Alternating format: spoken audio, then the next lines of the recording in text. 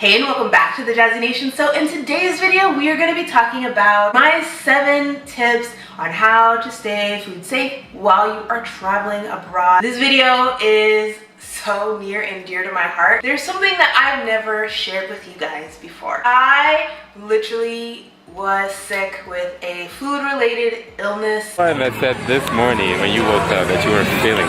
I can't really think of too many snacks because I don't really feel great. For a while. I don't think I'm gonna have enough time in this video to actually share my story, but I'd love to do a story time. Let me know if you can handle it, if your stomach can handle it. It's pretty interesting. Let's talk about how to avoid getting sick while traveling abroad. Anybody is traveling overseas, you have to watch this video, so share this video for yourself or for any fellow travelers that you just want to educate, be educated before they go overseas. First things first, let's talk about healthcare. I am not a doctor, I am not a medical professional, so all the things that I have to say in this video, check with your doctor first. That is my very first tip. You need to see your doctor before you travel overseas.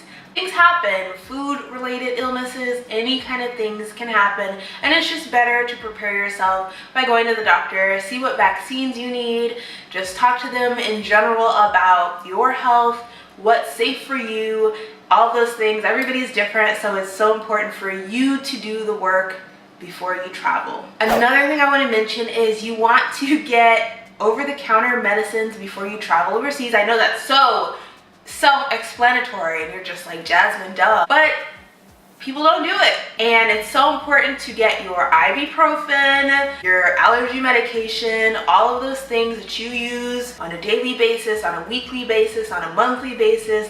Start making a list now. If you are 6 months out of your travel, make a list now. Every time you think of something, write it down on a travel list so that you remember, because it sucks to not have ibuprofen when you need it and to not know what it is in another language, in another country. Get those things. I even recommend that you get things that you're used to. So if it's a type of ibuprofen that you like, if it's the gel versus the hard capsule, or if it's menstrual products, if you like pads or tampons, or like cleaner pads and tampons that have better cotton or whatever it is, make sure that you get those things before you travel. Don't know what it's like to actually come upon the time of the month and not have what you're used to or what you need. I know that sounds spoiled or selfish or whatever you want to call it, entitled American thing, but girl, it's not. It's a human thing. Humans like what they like,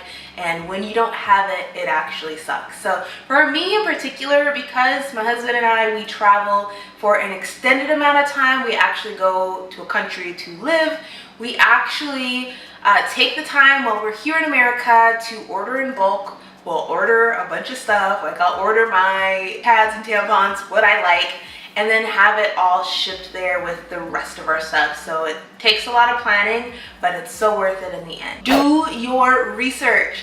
This could be step 1 of your research. I am a good resource for you at this moment.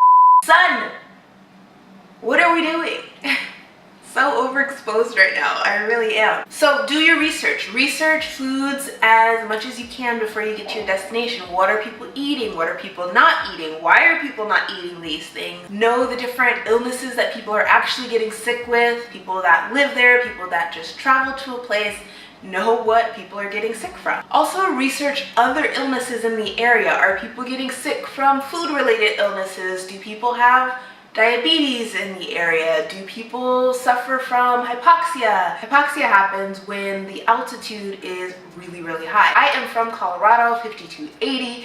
I am good on that. However, some places are higher than 5280. I have a friend who is in Kenya, and she was telling me that she was having a hard time walking upstairs, and no, she's not pregnant. She was just walking upstairs and didn't realize that as she was walking upstairs, the altitude was changing and it was increasingly difficult to breathe. She literally could not breathe. Water overseas is so interesting. So there's potable water and non-potable water. If you've seen that in a bathroom or a restaurant or something like that, then you'll know they're talking about drinkable water versus non-drinkable water. You want to know whether or not water is drinkable. And if you don't know that, the best thing to do is avoid drinking tap water.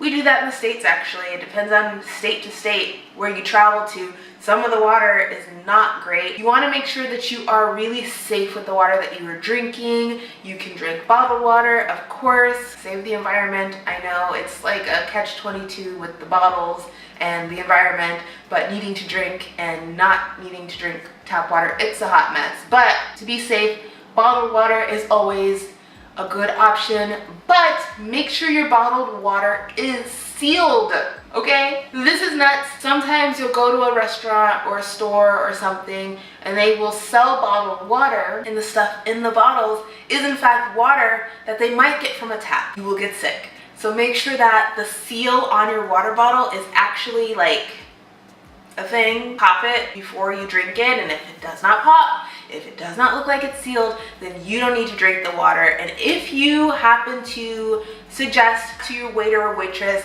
can I get a new bottle of water? This one was open and they don't want to give it to you. It's not harmful to you to just buy another bottle of water because they're usually quite cheap overseas. So I'm not gonna lie, my stomach is getting queasy talking about being sick again. Gosh.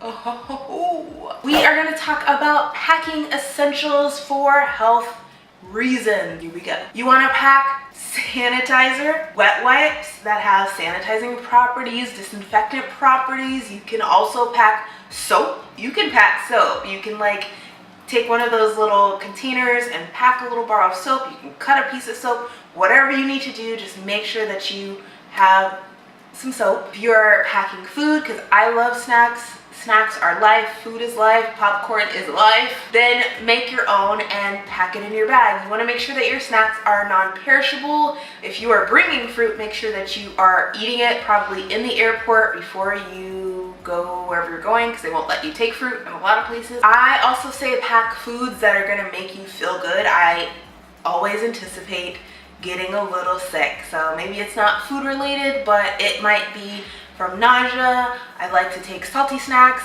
healthy salty snacks, so don't get into the pattern of taking potato chips, because then you'll get sick from just all of that. Be careful of what you eat. Make sure that you are eating cooked whole foods. I mean, snacks too are fine if they come in a package and the package is sealed, all that stuff is fine, but you want to avoid raw foods. Don't eat raw meat, obviously. Raw fish. Sushi is bomb. But to be on the safe side, I just try to avoid sushi if I'm just going from here to there, unless the place is known for its sushi. It's still a little iffy. My husband is actually very well traveled. He's been to a lot more places than I have been, so that means his stomach is like steel. And mine is not, which is how I got sick and he didn't get sick, and we literally eat the same food. As a well-traveled person could probably go to every food stall in the whole entire world. I try to refrain from eating a lot of street foods, if any at all. I just try to remember being sick and not wanting to be sick again, and I try to be healthy that way. But on that same note, when I was in Morocco, I definitely tried to be healthy and not eat as much meat and try to go the more vegetarian, gluten-free, grassy kind of hippie life. Sometimes produce is not always the best to eat raw. I think that you can have any kind of diet and lifestyle that you want overseas, but you have to be very, very careful with all of that, because you can not want to eat a lot of meat and be a vegetarian, but have to worry about parasites and things and waterborne illnesses in your lettuce, because lettuce holds a lot of water. It's a catch-22, and the way that I combat that is I wash my foods, my produce, in a mild detergent / bleach solution. You want to take those precautions as well. So with your specialty diets, there are extra precautions that you end up having to take. This next one is so self-explanatory. Always wash your hands. Wash your hands before you eat. Think about it. If you are coming from dirty outside, bringing dirty outside inside, and then touching your food, that's disgusting. So always wash your hands. I did not take care of myself. Long story short, I was sick for a very long time. It was gross. You have to take care of yourself. Rest, take off work if you're living overseas, just do it. Drink lots of fluids, lots of water, lots of teas, good water, of course. What I did, and I was always recommended this by my medical provider, was the BRAT diet, which is banana, rice, apple juice, and black tea. B-R-A-T, BRAT. Okay, so that is it for today's video. If you've ever gotten sick from a food-related illness while traveling or while being at your own home because you just have issues, let me know down in the comment section below, and let me know how you treated your food-related illness. If you want to see some travel diaries, tune in right here. I will leave a card right here. And if you want to see some other travel-related talking videos, conversational videos, I'll leave them right here. So make sure you check those out, and I'll see you all in the next video. Love you so much. Mwah.